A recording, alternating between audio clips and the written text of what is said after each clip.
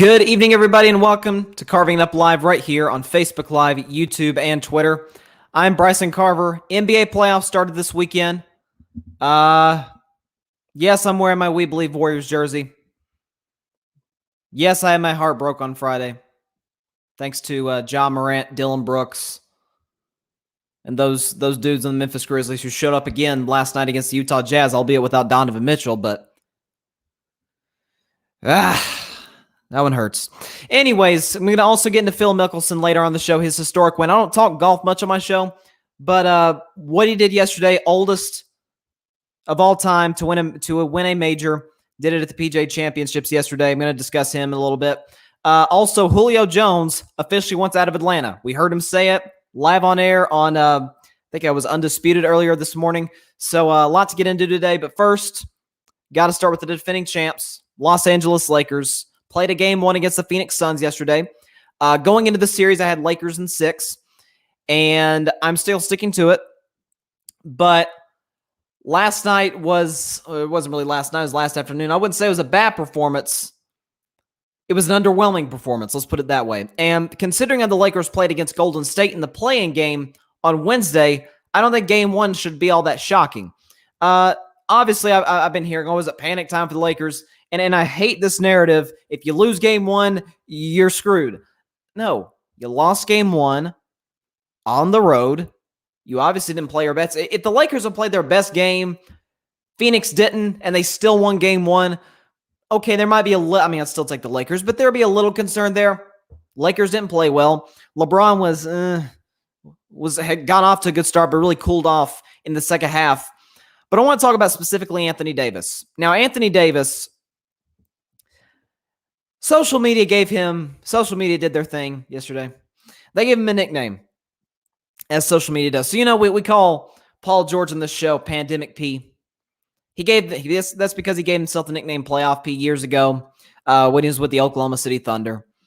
And because last year's playoffs were in the middle of a pandemic and a bubble, and because Paul George never shows up in the playoffs, especially in closeout games, we had to give him the nickname Pandemic P. And Anthony Davis is a nickname now. A Disney. That's his nickname. It's not that creative. It's corny. But it's true. Outside of the Disney playoffs, if you will, and I don't want to disrespect it as that. It was the NBA playoffs. It wasn't the normal playoffs at all. It was in a bubble. It was in an empty gym at Walt Disney World at the ESPN Wide World of Sports complex they had there. Nevertheless, NBA playoffs were held there, and AD was spectacular. He was outstanding. Through the first 2 games of the finals last year, I think he was the betting favorite to win the MVP of the series. And then LeBron did what LeBron does, was amazing in games 3 through 6. And that was it. LeBron won his 4th finals MVP, but Anthony Davis was just sensational in the bubble. And then we cut to this year. Now, I think a lot of AD struggles and some of LeBron's struggles have come from the fact that, hey, they got 2.5 months of rest. Well, not even 2.5 months. They barely got 2 months of rest. As opposed to, say you win the NBA Finals, you normally get about 4.5 months of rest before the following season begins. And AD's dealt with injuries. He was obviously not an all-star this year. Didn't deserve to be. His numbers have been underwhelming at best. This should be the prime of his career. Now, listen, AD's a great player. He's still top 10 in my view, without a question. But there is reason for concern for the Lakers for AD. LeBron, I'm sorry, guys. I'm not betting against LeBron James. I've done that too many times. Not to the level that, say you don't ever bet against Tom Brady, because there's nobody on that level as it pertains to betting against athletes. But we're talking about LeBron James here, okay? He was having a bad game against the Warriors, and what did he do? He hit a dagger from 30 feet. That basically won the game. So you don't ever bet against LeBron. But AD, in his career, let's go pre-LeBron, before he got to the Lakers, best player on the Pelicans, had some solid teams there in New Orleans. Drew Holiday, had Julius Randle. Look what Julius Randle's doing with the Knicks now. Had Julius Randle at one point, had Boogie Cousins in his prime before he got hurt. He's had some good teams. And Alvin Gentry's a heck of a head coach. He's won 1 playoff series by himself as the number 1 guy. So that's why he had to go to the Lakers to be the number 2. I argue Anthony Davis is the best or second best if you put James Harden in there, number 2 option in basketball. But when you rely on him, and if LeBron's got to take a back seat, say, the ankle's bothering him, you're in trouble. The second LeBron leaves the floor, it's a completely different basketball team, and it just doesn't work. So DeAndre Ayton in his very first playoff game, very first game. Yeah, how old is DeAndre Ayton? 21, 22 years old? Very first playoff game, and he dominated. Didn't just outplay Anthony Davis. He dominated Anthony Davis yesterday afternoon. AD was critical of himself after the game, as any great player would be. I expect him to bounce back in game 2, but I think it's safe to say that if there's concern for the Lakers, it's not in winning this series because I believe they'll do it in 6. I believe they'll beat the Suns, especially with Chris Paul going down. He obviously came back later in the game with a shoulder injury, but that is clearly going to plague him throughout the rest of the series. It certainly appears. I hate it for Chris because it seemed like every single year in the playoffs, he's got some kind of injury. It's his knee, it's his hamstring, it's his, now this year it's his shoulder. It's like, man, this guy can't catch a break. In the very first game of the postseason, he gets hurt. And so it's tough for Phoenix. It's a big win for them yesterday. Devin Booker was sensational. I know going into the playoffs, there was concern. Oh, can Devin Booker show up in his first playoff series? Come on, man. This dude was trained by Kobe Bryant. He'll be ready. And he was excellent yesterday, and Phoenix got the win. They'll win game 2, I believe, even up the series going back to LA, take the home court advantage. I believe they'll probably, I'm going to take them splitting in Los Angeles, games 3 and 4. I'm not going to predict right now who's going to win game 3 and game 4. And then I think they'll take the next 2, win in game 6 sometime next week, and advance to the second round to play the winner of this next series. I'm talking about the Dallas Mavericks, the Los Angeles Clippers. And the Clippers did what the Clippers normally do in the playoffs, and that is gag, choke, whatever word you want to use. That's what the Clippers did once again. I don't get it. I don't get it. You've got Kawhi Leonard, 2-time Finals MVP. I get Paul George. Okay, throw him to the side. He was decent the other night against the Dallas Mavericks. The other afternoon, I should say. We got some afternoon games because it's the first round. He went bad. Didn't show up in the fourth quarter, but that's to be expected from him at this point. But you got Rajon Rondo, who couldn't buy a shot, who wasn't making good decisions on the floor. You got Ty Lue as a championship-winning coach. Again, just mentioned Kawhi, and a very deep roster. Going against a Dallas Mavericks team that, while they have Luka, who had another great year this year, is not a good defensive team at all. And in the fourth quarter of that game, the Clippers couldn't make any big shots when they needed to.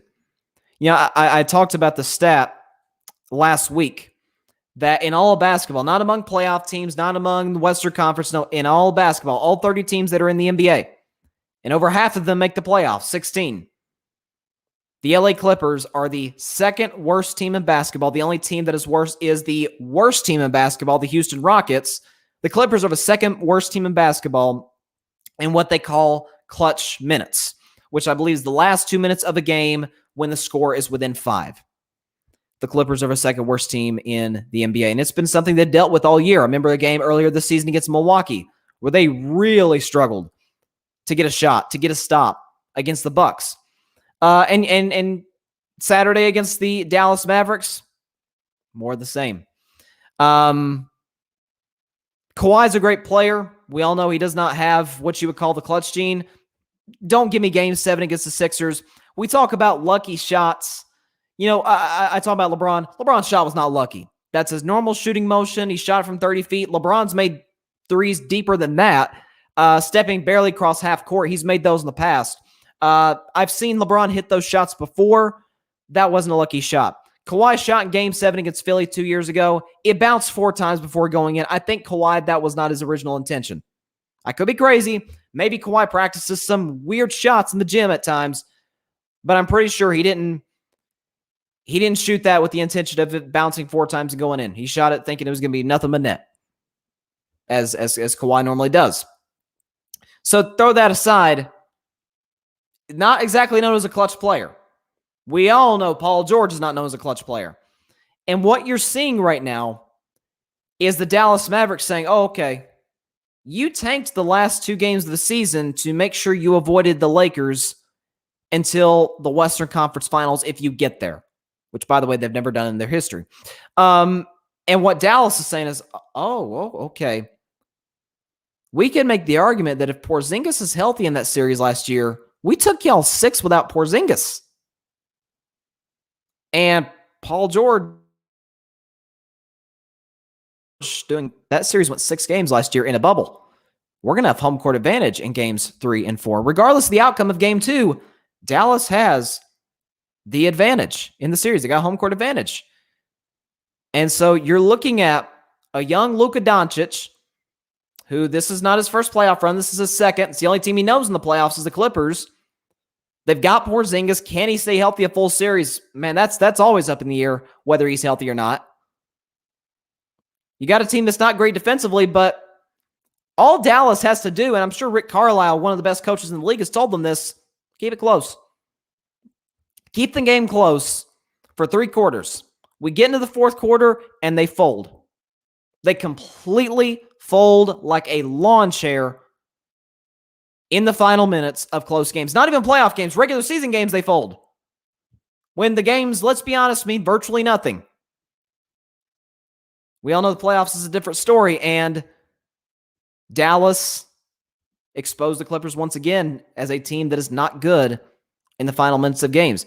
I've made the argument over and over in this show. I think this year, heck, I thought last year, Clippers are a better basketball team than the Lakers. I truly believe that. The problem is, last 2 minutes of games, Lakers are pretty good. Clippers are not. And I think that's what's going to be the deciding factor. I still have the Clippers winning this series just as they did a year ago in 6 games.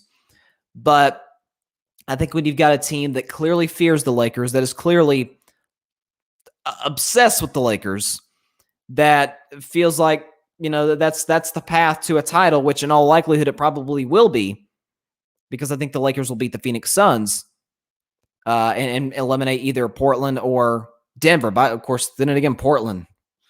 Whew. Damian Lillard's doing his thing again. He's doing his thing again. We talk about playoff Rondo. How about playoff Dame? Whew. But I'll probably talk later about that game too. That series is actually tonight. I think it's at 10 Eastern between the Portland Trailblazers and the Denver Nuggets. So that'll be interesting to watch. Portland's already got home court now because they won game 1. And Jokic is being, let's put it this way, exposed. But at the end of the day, when it comes to the Clippers, when it comes to the Dallas Mavericks, I don't think Dallas has enough defensive players to ultimately hold up the Clippers in this series. I think we're going to get a couple more close games. If you're the Clippers, just win one close game. Just one, and you've got it. You are a better team than Dallas, but make no mistake about it, Dallas does not fear LA. Heck, I don't think anybody fears LA. Are they loaded? Yeah. Are they well coached? Mm-hmm. Are they great defensively? Might be the best defensive team this side of the Bucks in the league. But you put them in tough situations, they fold. So that's something I'm going to be interested to see with Brooklyn. Brooklyn's going to sweep Boston. I predicted before this. That's the only sweep I have in the first round is Nets over the Celtics. I think it's over in 4. But that's something I'm going to be interested with the Nets, who, unlike the Clippers, are not a good defensive team. Once they get to the second round and they'll play a great defensive team in the second round, whether it's Miami or Milwaukee. And I'll get to that game 1. Game 2 is actually tonight of that series between the Bucks and Heat. I'm going to get to that game 1 in just a second. Regardless of who wins that series, Brooklyn's going against a great defensive team in the second round. If they're in close games with their 3 superstars only have played 8 games together, do they know who's taking the last shot? So that's kind of the dilemma of the Clippers. It's not really a last shot thing. It's a can't execute in the final minutes kind of thing. Can't get stops when you actually have to kind of thing. So there's been this discussion for the 2 LA teams who both lost their respective game 1s. So who should be more concerned? Guys, we saw this last year twice with the Lakers. They lost game 1 of Portland. And I remember everybody's talking about, I think Charles Barkley brought out the broom after game 1. He said, oh, the 8-seeded Blazers are going to sweep the number 1 seeded Lakers. And what happened? Lakers won game 2, 3, 4, 5. Good night. And we get to the second round when they're playing, obviously, a better team, the Houston Rockets, led by James Harden and Russell Westbrook. Rockets cruise to a game 1 win, and the Lakers win games 2, 3, 4, 5. Good night. So we saw this twice, actually, in the first 2 rounds. The Lakers were actually pushed more in the first 2 rounds than they were in the Western Conference Finals by Denver. And that's no disrespect to Denver, because they made that series somewhat interesting, but nobody really had a doubt that, come on, Lakers are going to take care of Denver in 5, maybe 6, and it ended up being 5. Miami obviously gave them all they could handle in the finals, but they just ran out of gas in game 6. But as far as who's got more concern, Clippers like, look, man, we're the defending champs. We lost game 1. We win game 2. We got home court advantage. Going home, right? Like that's the mindset right now in LA with the Lakers. With the Clippers, it's a completely different story. It's, oh boy, this is our 4th straight playoff loss. This is a team we barely skated by in the first round last year when we didn't have to even play any road games. There was no travel, none of that. And we barely got by this team in 6 with Porzingis missing, 3-4 games of that series, if I remember correctly? Okay. I'm not saying Dallas is going to win. I'm not even saying Dallas has the upper hand. I still think the Clippers are going to win in 6 games. But when you have the Mavericks saying, oh, okay, they tanked those last 2 games because they think they'll just take care of us with ease. Did they not remember that last year in the bubble in August, I guess was when the playoffs started, that we gave them problems and we're not good defensively. And Porzingis comes and goes, not just on the court, but whether he's even available for games. And we still gave them issues. So that's something to keep your eye out for. I'm really interested to see game 2, which I believe is that Wednesday night? No, it's Tuesday night. Yeah, Mavs Clippers is Tuesday night at 10:30 Eastern on NBA TV. Man, that's going to be an interesting one. But actually, both the Lakers and the Clippers play virtually simultaneously. Lakers will tip off 30 minutes prior, but they'll basically be playing around the same time on Tuesday night tomorrow. So that'll be 2 really interesting game 2s. I got the Lakers in game 2. Also got the Clippers in game 2. I think the Clippers will blow past the Mavericks in game 2. But once that series shifts to Dallas, that's where it gets really interesting, because if this series goes to a game 5 tied 2-2, all the pressure is on the Clippers. All the pressure is on the Clippers. So that's really interesting to watch out for right now. So let me shift. By the way, actually, before I get to the Bucks and Miami series, which game 2 is tonight, game 2 tips off in about an hour. I want to give a shout out. I'm just going to go out and say it, and I'm going to get pushback for it. It's not even a sports opinion. It is a music opinion. I think we are witnessing the greatest artist ever. There, I said it. Who is that, Bryson? That would be Aubrey Graham, better known as Drake. Last night I'm just going to spend a couple minutes on this. Last night won the Lifetime Achievement Award at the Billboard Music Awards. And let's just put it this way. Because Drake at Champagne Poppy on Instagram put out a video. I think LeBron James helped narrate it. It was a really cool video. So let's just put this in perspective. Drake has 9 number 1 albums, 6 number 1 songs, 232 songs on the Billboard charts, 45 top 10 chart finishes. He is the most streamed artist of all time. At one point, he won 13 Billboard Awards in a single night. Overall, he's won 27 Billboard Awards. He's spent 431 weeks total on the top 100, and he is, let me pull up this last one.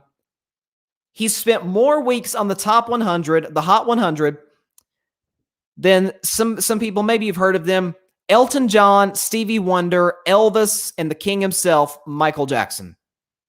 Well, Elvis and Michael Jackson are two respective kings in their own right, but you get the idea. So shout out to Drake, greatest rapper ever, greatest artist ever, well deserved, artist of the decade. That's strong stuff right there. So in the words of Drake, the best ever. I'm gonna butcher this. The best ever. Don't ever question. You know better. So shout out to Aubrey. I can't wait to get this Hawks and Knicks game later. I'm gonna get to Bucks Heat game one right now. So it's actually the opening game of the playoffs, Saturday afternoon, Bucks Heat, and we're starting to see the same old playoff Bucks again, and we're starting to see the same old playoff Giannis again. I had Milwaukee winning the series in 7 games, and I said on the show Friday, I would not be shocked in the slightest if Miami won in 6 or 7. I really wouldn't. If say the series is 3-2, Miami going back to South Beach for game 6, I'd almost bet money on Miami. I'd be so confident they win the series at that point. So Bucks better not let it get to that. But they won in overtime, 109-107. I will have to say, a guy who I've been critical of on this show for a while, Chris Middleton, made the shot of the night, game-winning shot with under a second left. And it was clutch. It was huge. It was great defense, better offense, great shot. Give Chris Middleton his flowers for that one, because that was a huge clutch shot. If he misses that, it's going into double overtime, and who knows, maybe Miami wins it. So it was a huge shot by Middleton. But if I'm Miami today, I love where I'm at. If I'm Eric Spoelstra, to me the most underrated coach in all basketball. I've defended Eric Spoelstra since the days of the LeBron, Wade, Bosh Heat, where they're saying, "Oh, Eric Spoelstra's just along for the ride." And I'm like, you see the adjustments he's making in some of these finals against Popovich and against going back a series prior, a finals prior against Scott Brooks. Like, he's out coaching some of the best of the best. And he's one of the best coaches in the NBA that we have today. And I think he proved that last year by getting this Heat team to the NBA Finals without LeBron, Wade, and Bosh. But if I'm Eric Spoelstra, I'm saying, guys, our best player, Jimmy Butler, shot 4 for 22 from the field. He was terrible. At one point, he was 1 for 10, I think, in the first half. Jimmy Butler did not play well at all on Saturday. Okay? And the game goes to overtime. Giannis, their best player, the best player in the series, it's in his head now. He got called for a 10-second violation, which, by the way, it seems like Giannis always goes 10 seconds. This has kind of been something NBA coaches that have played the Bucks this season have complained about, is Giannis's free throw routine lasts more than 10 seconds. Like, it just does. He may change it tonight when they play. I would assume, making adjustments on it. But just look at any Giannis free throw shooting routine prior to tonight. Like, he dribbles, spins the ball, looks at the basket, a couple more seconds, and then shoot. It's taken him 11, 12 seconds. That's, obviously it should be a violation. And finally the officials called it. And I think it's gotten to his head. He missed a lot of clutch free throws down the stretch. See, he went 6 for 13. This is the weakness in his game. I've said many times in the show that if Giannis could shoot, heck, let's say he could shoot like Joel Embiid or Nikola Jokic, the two best bigs in the game, Embiid and Jokic. Let's say he could shoot like those guys. I think he'd be the best player in the world. I really believe that, because you're seeing it with Miami. Toronto did it in the Eastern Conference Finals 2 years prior. Wall up the paint, put your bigs there. Basically play zone on 2-3 zone on Giannis. He's ineffective.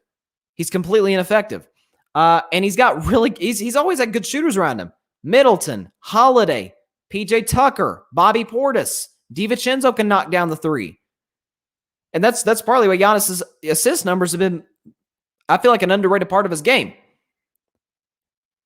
But a guy who's the most dominant player we've seen within 5 feet of the basket since Shaquille O'Neal, like Shaq. He's a better shooter than Shaq, but come on, that's not saying much. He cannot shoot. Period. And that's going to be the demise of the Bucks, I believe, in the future if they get past Miami. But again, I think if you're the Heat today, you're like, hey, we win game 2. It's similar to the Lakers. We win game 2. We got home court. We're going home for games 3 and 4. We beat them last year in the playoffs in 5 games. We need Jimmy. If Jimmy Butler was average, if he had an average game on Saturday, the Heat win. But he was bad. He shot 4 for 22 from the field. He was terrible. He was inefficient. Duncan Robinson outplayed him. So if they get a great series from this point forward from Jimmy Butler, and Giannis continues to struggle from the line, this could be a long drag out 7-game series as I predicted. If it goes, like I said going in, all the pressure in the series is on Milwaukee. All the pressure is on Giannis, on Bud, Mike Budenholzer, the head coach, who I believe if they lose this series, I think Budenholzer is getting fired. Because year 1, Eastern Conference Finals. Year 2, semifinals. Year 3, first round. Like, you're going backwards here. And your team's gotten better, at least in the regular season and on paper, and you're still backtracking. Like, I think Budenholzer could lose his job if they lose the series to the Heat. And so the Heat are saying, we're the 6th seed. Nobody's expecting anything out of us, just like last year. Let's go with this series. Like, we're playing with house money just like last year. Nobody expected us to beat Milwaukee, and then nobody expected us to beat Boston. And some people thought we'd get swept by the Lakers, and we pushed it 6 games. By the way, with Bam out for majority of the series and for Dragic out majority of the series. So, I think they're playing with all the confidence in the world right now tonight. Again, house money, no pressure on them to win this series, and all the pressure on the Milwaukee Bucks. So, Giannis has to play better. I mean, you look at the stat line. Okay, he had 26 points, but I'd argue Chris Middleton was better than him. And Drew Holiday hit big shots. And so you just look at this and you say, man, like, I feel like the Bucks are in trouble right now. Like, I feel like despite that loss, I think the Miami Heat should feel pretty good about themselves right now. Win a game tonight, ship the series back to Miami. If Jimmy Butler is average, which he's obviously been a lot better than average in his playoff career, but if he's average, we got a great shot at winning tonight. If a similar game plays out in game 2 that played out in game 1. So we'll see. I'm going to stick to Bucks in 7 because I think they got a better overall team. I think there is more pressure. There's a sense of urgency in that organization. Like, we extended Giannis. We added Drew Holiday. We added Bobby Portis. We added PJ Tucker. Like, we got better in the offseason and during the season at the trade deadline. So it's up to us at this point whether we can win a championship or not. And I don't think they can. I don't think, despite having Giannis, because Milwaukee's a small market, they're not going to attract free agents. That's what. Truth be told, the reason so many free agents go out west, basketball is primarily a winter season. It's cold in Milwaukee, like really cold, frigid. Like, they want to go to LA where it's 65 degrees on a chilly day, or Dallas, or Houston, or where's that? Phoenix. Like, guys want to go to warmer cities, and that's the primary reason Milwaukee is not going to attract star free agents, despite having Giannis. So and here's the thing, Giannis, and this is, I know old school basketball players have liked this about Giannis, like, oh, okay, he doesn't work out with guys in the offseason. That could come back to bite him a little bit. Like, it's not that guys don't like Giannis, it's just they don't really know him. They don't have that connection to him like they do with LeBron or Steph or KD or Kyrie. Like, these dudes work out with guys in the offseason in LA and in New York and in other cities around America. Like, that's what they do in the offseason. Giannis doesn't really do that with the guys. That's what hurt Derrick Rose in Chicago. That's what hurt Russell Westbrook in Oklahoma City. Like, if you don't know guys, they're probably not going to come and play with you. So that's kind of the dilemma that the Bucks are in right now. I still think they'll win the series. I wouldn't bet a penny on it because I believe in the Heat that much. But this is an interesting series playing forward. Let me jump out of basketball. I'm gonna finish the show with the Hawks and Knicks. Man, that was an awesome playoff atmosphere last night at the Garden. Let me go to Julio Jones. Now, this was something that you don't see much on TV, is an on-air personality talking about somebody, doing a segment on a certain person and calling that person to get their input. That didn't happen much. And that's what happened on one of my favorite sports shows, Undisputed, Skip Bayless, Shannon Sharp. I like Shannon more than Skip. I think everybody can say that. But they're talking about Julio Jones and, because they showed he had worked out the other day and he had a Dallas Cowboys hoodie on. And so, of course, is Julio going to the Cowboys? Which Julio's not going to Dallas. I promise you, he don't want that. But, and I can say that as a Cowboys fan, by the way. They're talking about Julio Jones, and Shannon says, you know what? Let me call Julio and ask him if he wants to come to Dallas. And they're talking to him, and let me pull up the quote when Shannon Sharp asked Julio Jones, "Hey, are you staying in Atlanta?" And his quote was, "Nah, I'm out of there. He's done. He's gone out of Atlanta." And so, we kind of heard for about a month going back to the draft that they were probably going to trade him free up after June 1st, which is a week from tomorrow. So, free up cap space. I get it. Atlanta still has, even without Julio, a great receiving core. You still got Calvin Ridley, who's as underrated receiver as there is in the league. And you got that monster out of Florida, Kyle Pitts, who I think is going to be spectacular in the NFL. Like, multiple Pro Bowls. Like, this dude's going to be special. And people criticize Matt Ryan like crazy. You see the numbers this guy still puts up at, 35 years old? The problem with Atlanta is their defense. Like, the problem is not Matt Ryan. The problem is their defense. And they didn't really do much to address that in the NFL draft. So that's going to be what holds them back once again from making any kind of push for the playoffs. But, I've talked about in this show. I think the perfect destination for Julio Jones would be Baltimore. Because for Lamar Jackson, a guy who's clearly over the last, since his rookie year, gotten better and got more accurate with the football. But when you got to make those key pinpoint throws, he has struggled at times. But for somebody who, say you're a fan of Lamar Jackson, your argument would be, well, he's never really had a number one like Tom Brady or Russell Wilson or Patrick Mahomes or Aaron Rodgers. Like Aaron doesn't have a great receiving core in Green Bay. At least he has Devontae Adams, who's a number one. One of the best receivers in the league. Lamar's had good receivers, but never like a true number one. Does it get more true number one than Julio Jones? I don't think so. I'm not saying Julio's the best receiver in the league, but he's still in tier one. He's up there with Hopkins, Devontae, Stephon Diggs, I think is that in that category. Like, Julio could still ball. And so I think Baltimore would be perfect for him. I've heard Tennessee thrown out there. I saw DeAndre Hopkins said he was asked, he put this tweet out there the other day. He was asked if he would restructure his contract, to bring Julio to Atlanta, to free up cap space for Julio. And he put the gif of Neil Patrick Harris on what was that TV show? I can't remember the show he was on, but he's like giving a double thumbs up from his car. Like, so in a sense, yeah, DeAndre will restructure his deal, which is quite big. But he said he'll do it if it means bringing one of the best receivers we've ever seen to Arizona. So can you imagine that receiving core with Hopkins, Julio Jones, Larry Fitzgerald, AJ Green, and Christian Kirk is your fifth best receiver. And Christian Kirk can run by anybody. Don't sleep on that man. He can run past anybody. So, man, I mean, maybe they'd have to give up one of those guys. Maybe it would be Christian Kirk, but where's the Kyler Murray odds right now for MVP if that happens? And I like Arizona a lot, and I obviously love them if they made that trade. But what I think is interesting is we are seeing now in the NFL, and I've talked about this many times on my show with the quarterbacks, where star football players are looking at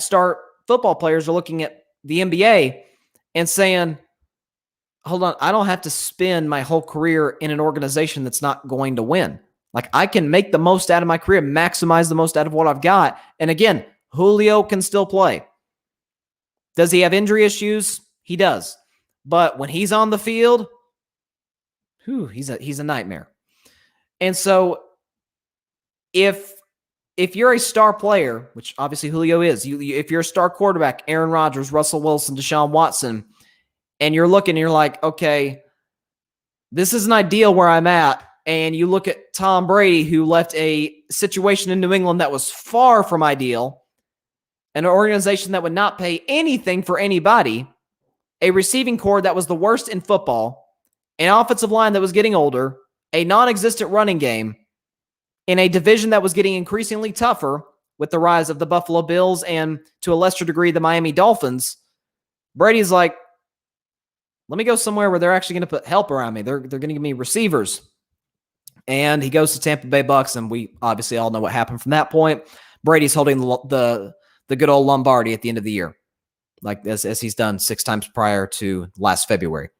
So I love it. I love what Julio's doing. He's saying, you know what? I love Matt Ryan. Him and Matt Ryan, seem to have a great relationship. I'll certainly get more looks.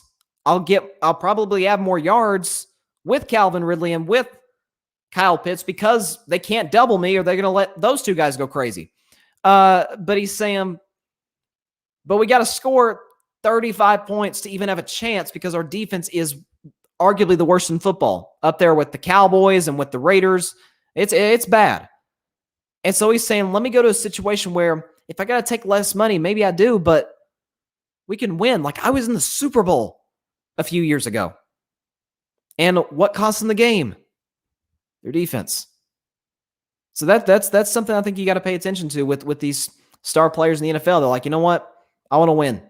And isn't that what we should want out of all of our athletes? Like, we complain, oh, they're asking for too much money. Well, it's like when they take less money to go win, there's criticism for that. It's like one athlete, unless you're LeBron or Tom Brady, you can't, and I would even say there's an argument against those two guys, and those are two of the greatest ever in their respective sports. You can't drag a team to a championship. And obviously at Julio's position, a receiver darn sure can't. I mean, Jerry Rice needed Joe Montana. Jerry Rice, the greatest receiver ever, but he needed Joe Montana. He needed Steve Young, right? He did good things with the Raiders with Jake Plummer, who won the MVP. Like, a receiver needs a quarterback, and a receiver, obviously, looking across the side of the ball at his defense, he kind of wants to not have to go crazy after every game. It looks good in the stat sheet, but do you win? And that's what Julio's looking at. So I don't blame him for wanting out of Atlanta. They're clearly a rebuilding organization, and I heard Jalen Ramsey, I think on Twitter, was recruiting him there today to the Rams. If Julio goes to the Rams, that might be the best roster in the NFL. You've got the best defense up there with Tampa Bay, and arguably maybe to a lesser degree the Saints. You're looking at Matt Stafford, Cam Akers, a stacked offensive line. You've got Josh Reynolds, Cooper Kupp. I don't know if Robert Woods is still there or not. And you add Julio Jones. Man, that would be scary. But wherever he goes, they're going to get better instantly on the offensive side of the ball. That much is a guarantee. I can't tell you where Julio's going today, but what I can tell you is wherever he goes, they're better instantly. And depending on where he goes, maybe they're championship contenders, or vault into being a favorite for being a championship contender. So let me before I get into the Hawks-Knicks game, let me get into real quick Phil Mickelson. Now, I don't talk golf that much on my show, but yesterday Phil Mickelson became the oldest golfer of all time to win a major at the age of 50. He's actually turning 51 a few weeks from now. So happy early 51st birthday to the great Phil Mickelson. But I think it's great. It's fitting that this has kind of been the year of the old guy, if you will, in sports. Because let's look at this. You look at Phil Mickelson, okay, oldest golfer to win a major. How about Tom Brady, oldest quarterback to win a Super Bowl, and is still great to this day. Bruce Arians, 68 years old, oldest coach to win a Super Bowl. And Nick Saban, 69, the second oldest head coach to win a national championship game. So does that mean if it is the year of the old guy, I guess that means LeBron wins again? I guess, let's see. baseball, who would that be? Well, you could say the LA Dodgers, Albert Pujols. You can make the argument. I can't think of that many old teams in baseball. But the point is that, and I tweeted this yesterday, greatness does not know an age limit. Are you capable of giving greatness every day like you used to in your prime? No, you're not. Tom Brady isn't going to be throwing for 500 yards a game. That 2007 season, he can't do that every game. He's 43 years, or he's going to be 44 years old the time next season starts. But can he still pick apart your defense and embarrass safeties occasionally? Oh, yeah. Yes, he can. We saw him do it against the Packers before the end of the half in the NFC Championship game. And I thought that was the dagger. The throw down the left sideline to Scotty Miller, which I think put the Bucs up 2 scores going into the half, and Green Bay can never come back from that. So, let's look at the late, great Kobe Bryant. Kobe, his last season, his numbers were, let's say his shooting percentages were awful. His points per game, I think he averaged like 19, 20 points per game. It was, it was all right.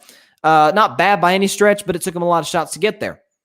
But in classic Kobe fashion, last game of his career, Utah Jazz, man went out there and got 60. Did it take him a lot of shots to get there? Yes, it did. But he still got 60 points his final game. And didn't miss a shot in the last 2 minutes and change when they came back from 10 down to beat the Jazz and to send Kobe off in a fairy tale ending in his career. And so that's kind of the point, is like greatness does not know, not just in sports, but in anything, whether it's, music. I think last year, both the Beatles and Elton John were in the top 5 streaming artists on Spotify and on Apple Music. It's been a while since Elton John's put out music, and obviously the Beatles broke up, 50 years ago? So greatness knows no age. Like, if you're great, man, people are going to listen. I talked about this, with the Lakers and Warriors game. Like, when you have LeBron James and Steph Curry on the same floor together, people are always going to watch. If they're apart, if Steph's playing a game against, I don't know, let me think of a bad team, the Cleveland Cavaliers, and it's on national TV, people are going to watch. You know why? Because it's the greatest shooter ever. If LeBron is playing a game against the Houston Rockets, people are going to watch. Why? It's LeBron James. He's in the conversation of being the greatest player of all time. Like, people are always going to watch greatness, and Phil Mickelson showed us once again. By the way, in his prime, Phil Mickelson almost exclusively relied on just God-given ability, right? He wasn't in the greatest shape. Now, one could argue he's in the best shape of his career, 50 going on 51. And what did he do? He held off arguably the best young golfer in the game, Brooks Koepka, and won the PGA Championship. So credit to Phil. People always try to bury the old guy. In women's sports, people always try to bury Serena or Sue Bird. And what do? They're still great. They still get it done. And so are these great athletes capable of doing it every single day? No, because they're not in their prime anymore. But make no mistake about it, the greatness, it's still there. Father Time's undefeated, Phil Mickelson, Tom Brady, Nick Saban, they'll all retire eventually. But like I said, I've been, this is kind of my saying on the show, appreciate greatness while you got it, because it doesn't last forever. So hats off Phil Mickelson. Yeah, I mean, that's pretty incredible. That scene, by the way, I was telling, me and my dad were watching it on hole 18, and the entourage, if you will, of thousands of fans following Phil was pretty incredible. And I said, man, Phil's got to get that thing. He's got to get that thing framed. I mean, that might be the iconic moment of his career. Like that might go down possibly as one of the greatest images ever. Like Jordan's, like we think of, I think, 3 photos from Michael Jordan's career. Like if we had to think of 3 flashpoints, it's the dunk sticking out the tongue in the dunk contest, right? He's got the chain hanging. He's sticking out his tongue. Like that's, he was Air Jordan. There's the shot against the Cleveland Cavaliers over, I'm trying to remember who it was defending him. It's not coming to my mind right now, but the shot at the buzzer, which eliminated Cleveland. I believe that was in 1990, if I remember correctly. And then obviously probably the most iconic photo of Jordan's career was the final shot he ever took as a Chicago Bull which won Game 6.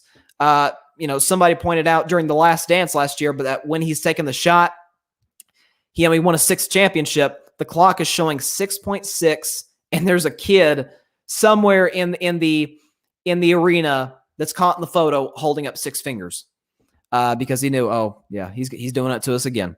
And so that's got to be the most iconic photo of Phil's career. So hats off, Phil Mickelson. Appreciate greatness while you got it, and greatness knows no age limit. That's kind of my takeaway from that. Final topic. This has been a loaded show today.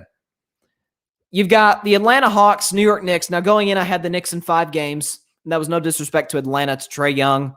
Let me first say this. That was as great of a playoff atmosphere. Maybe it's because we haven't had a playoff atmosphere like this in 2 years since the pandemic. But that was awesome. Madison Square Garden, nearly packed full. By the way, I believe I think I read 90% of the fans were vaccinated, so don't worry. This is not a super spreader. But Madison Square Garden looked darn near packed. You had Spike Lee on, at courtside seats. They kept showing Tracy Morgan there. Like it was awesome. Like after every dunk, every three, place is going crazy. RJ Barrett with the poster, and Alec Burks is the best game of his life, considering the circumstances. And Trae Young, Ice Trae, closes the deal under a second left, game-winning floater. Hawks win Game 1. And some have even compared it to Reggie Miller. I saw Reggie Miller earlier today on the Dan Patrick Show. He was kind of talking about that, like, when Reggie had the 8 points in 9 seconds. And he's holding up the choke sign to Spike Lee. And that's one of the most iconic playoff moments in NBA history. And that was old school New York Knicks playoff basketball. And I'm a Warriors fan, and I've been constant on the show. I'm darn happy for the New York Knicks. I'm darn happy for their fans. I think Tom Thibodeau's Coach of the Year. I think Julius Randle is the runaway, I would go so far as to say unanimous Most Improved Player of the Year. They have been a fun team to watch. They are not a championship contender. Atlanta, give them all their respect. They need to give an extension to their head coach. There's no question about it. Trae Young, first ever playoff game, drops 32, including the game winner. Bogdanovich hit a huge three that tied the game with under a minute left. Randall had a bad game. I'm sure he'll bounce back in Game 2, which is, I think that's Wednesday night, if I remember correctly. So it's going to be fun. It's going to be a crazy series. We're probably not going to get too many blowouts because I think these two teams are pretty evenly matched. So it's going to be a fun series. It was awesome last night. That was kind of like, it felt like a blast from the past, right? You got full packed Madison Square Garden who's cheering for their own team and not the star player of the other team, like Kobe or Jordan with the double nickel game, or Steph Curry, which was his breakout game, dropping 54 at the Garden. Who else? I think Wilt had another massive offensive game at the Garden. I think he dropped like 70 something, which is it was a average Tuesday for Wilt. So, but it was cool. You had the celebrities there, you had the fans there. It felt normal. Maybe that's why I loved it. It felt throwback and it felt normal. So I do still believe the Knicks win this series. But give respect to Trae Young. He said he heard a lot of FU chants, and he said, "Okay, he said after he hit the shot, I'm gonna paraphrase. It's quiet in here, and he gave them the shh gesture. So that was definitely a fun moment. It's gonna be a fun series. I don't think it's gonna be over in 5, as I originally predicted. The Knicks would have to win out from here, but looking forward to seeing how it plays out. And with that is all the time we have for today's show, y'all. Thanks for stopping by. Be sure to catch Carving It Up Thursday, as always, 6 p.m. Eastern, 3 p.m. Pacific time on Facebook Live, YouTube, and Twitter. Going to have even more NBA playoff basketball to talk about. Maybe more Julio Jones news, possibly. As this story could certainly, gain more and more momentum as the days come on. Maybe Aaron Rodgers news. Who knows? So hope everybody has a great week. Continue to stay safe. God bless you all.